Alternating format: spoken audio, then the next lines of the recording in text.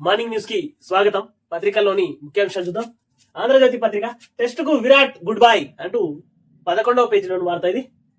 అనుభూతికి బెదరం, అణ్వస్త్రం బెదిరింపులను సహించం, ఉగ్రవాదులు వారికి ఆశ్రయం ఇచ్చే ప్రభుత్వాన్ని వేర్వేరుగా చూడం, నుదుట సింధూరాన్ని తుడిచే సాహసం చేస్తే వాటి ప్రధాన కార్యాలయాలనే తుడిచిపెట్టేశాం, సరిహద్దుల్లో దాడికి సిద్ధమైతే పాక్ గుండెలపైనే దాడులు చేశాం, భద్రత బలగాల తెగువ పరాక్రమం తిరుగులేనివి, ఉగ్రవాద స్థావరాలనే కాదు నైతిక స్థైర్యాన్ని బలాబలుగా చేశాం, మన దాడులతో పాక్కు ఊహకు కూడా అందనంత విధ్వంసం, అందుకే ప్రపంచ దేశాలని వేడుకుంది, పరిగెత్తుకుంటూ వచ్చింది, మేక్ ఇన్ ఇండియా రక్షణ వ్యవస్థల సత్తా ప్రపంచానికి తెలిసింది అంటూ మోదీ గారు నిన్న ప్రసంగంలో చెప్పడం జరిగింది.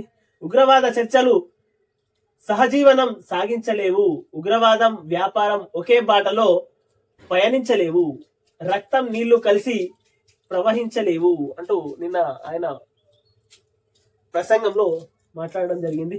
జాతిని ఉద్దేశించి చేసిన ప్రసంగంలో ప్రధానమంత్రి నరేంద్ర మోదీ అంటూ వార్త తీసుకుని వచ్చింది. ఇక్కడ 12వ పేజీలో వార్త ఇది. బ్రహ్మస్థల దూసుకెళ్లిన మార్కెట్ 2975 పాయింట్ల లాభంతో 82,429.90 వద్ద ముగిసిన సూచి 16 లక్షల కోట్లు పెరిగిన సంపద, ఒకే రోజు 3,400 తగ్గిన పసిడి ధర అంటూ వార్త తీసుకుని వచ్చింది. ఇక్కడ వాణిజ్య బెదిరింపులతో దాడికి, యుద్ధం ఆపకపోతే వాణిజ్యం ఉండదని హెచ్చరించా, ఉన్నపలంగా కాల్పులు విరమణ పాటించాలని చెప్పా, భారత్ పాక్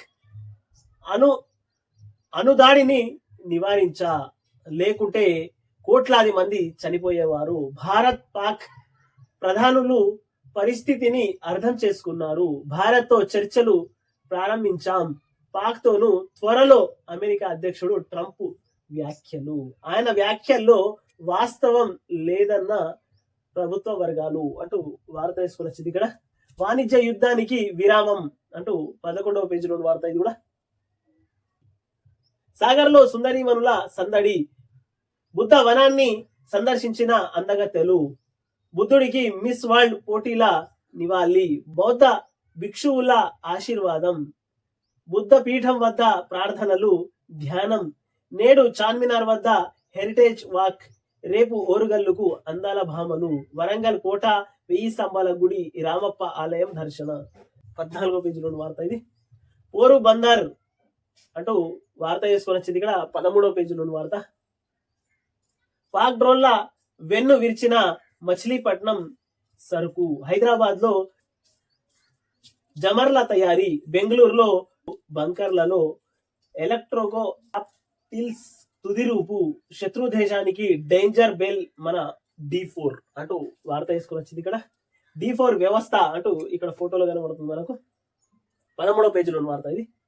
సరిహద్దుల్లో సైన్యాన్ని తగ్గిద్దాం, డ్రోన్లు క్షిపణుల దాడులు జరగొద్దు, కాల్పుల విరమణను పాటిద్దాం, భారత్ పాక్ DGMOల భేటీలో నిర్ణయం, కాసేపటికే భారత్ భూభాగంలో పాక్ డ్రోన్లు సమర్థవంతంగా కూల్చేశామన్న భారత్ సైన్యం, ఎలాంటి ఆందోళన అవసరం లేదని వెల్లడి, సాంబా హోషియాంపూర్ లో బౌకౌట్, పాక్ వైమానిక స్థావరాలకు చావు దెబ్బ, 11 ఎయిర్ బేస్లపై భీకర దాడులు, ఆపరేషన్ సింధూరుపై DGMOల వెల్లడి, కిరాణా హిల్స్ పై దాడి చెయ్యలే ఏకే భారత్ అంటూ 12వ పేజీలో వార్త.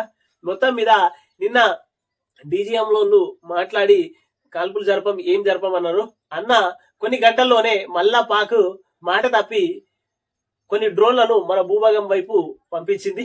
మనోళ్ళు మొత్తం మీద సమర్థవంతంగా దాన్ని తింపి కొట్టిర్రు. మొత్తం మీద పాక్ కవ్వింపు చర్యలకు ఇక్కడ మాట్లాడినట్టే మాట్లాడి మళ్ళీ అక్కడ సరిహద్దుల్లో మాత్రం కవ్వింపు చర్యలే చేస్తుందని చెప్పుకోవచ్చు. వీళ్ళకు ధీటైన సమాధానం చెప్పాల్సి వస్తుంది, చెప్పాలి కూడా. సేకి MD గుప్తాపై కేంద్రం వేటు, మరో నెల గడువు ఉండగానే తొలగింపు. కేంద్ర పునరుత్పాదక ఇంధన శాఖ కార్యదర్శి సారంగికి అదనపు బాధ్యతలు అంటూ 13వ పేజీలోని వార్త ఇది. వలసలపై బ్రిటన్ కఠిన వైఖరి అంటూ 13వ పేజీలోని వార్త. సమాచార హక్కు కమిషనర్లుగా 4 అంటూ 3వ పేజీలోని వార్త ఇది. గుజరాత్ లో తెలంగాణ సిఎస్బి పోలీసుల ఆపరేషన్, 20 మంది సైబర్ నేరగాళ్లు అరెస్ట్ అంటూ 14వ పేజీలోని వార్త. ప్రైవేటు బడులు జూనియర్ కాలేజీలలో ఫీజుల నియంత్రణ అంటూ 14వ పేజీలోని వార్త. కేనే టీవీని సబ్స్క్రైబ్ చేయండి, షేర్ చేయండి, కామెంట్లు పెట్టండి.